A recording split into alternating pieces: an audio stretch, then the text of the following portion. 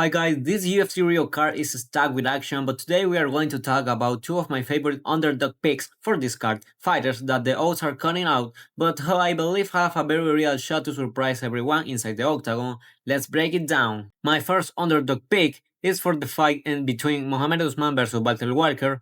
Mohamed Usman is a fighter who constantly finds himself underestimated for some reason. The odds maker always put him as the underdog, but he has proven time and time again that he can grind out with wins against top competition. His style may not be flashy, but it is effective.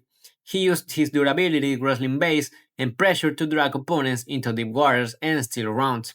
Walter Walker is a solid prospect, tall, rangy, and dangerous if he is allowed to fight at his own pace. However, he hasn't yet shown the consistency or the level of opposition that Osman has faced. If Usman can close the distance and turn this into a gritty physical fight, Walker will have a very hard time keeping him off. That's why I'm leaning toward Mohamed Usman here. At underdog odds, his experience and ability to make fights ugly give him a serious value. Don't be surprised if Usman once again prove the odd makers are wrong. For my last underdog pick, there is Davison Figueiredo versus Montel Jackson. This one shocks me. Davison Figueiredo is coming into this fight as the underdog.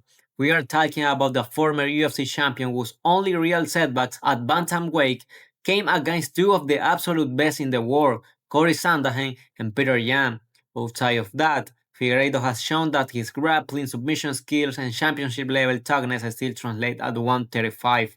Montel Jackson is dangerous, especially with his size and striking power. He is on a good run and has tools to trouble a lot of bantamweight. But one thing has been clear, he struggles against opponents with elite grappling and pressure. That's exactly the area where Figueiredo shines. If the fight hits the mat or even if Davidson force scrambles, he has a huge advantage in controlling submission threats. In my opinion, the underdog label doesn't make sense here. Figueiredo's championship experience, high fight IQ, and ability to turn the tide with either striking or grappling give him the edge.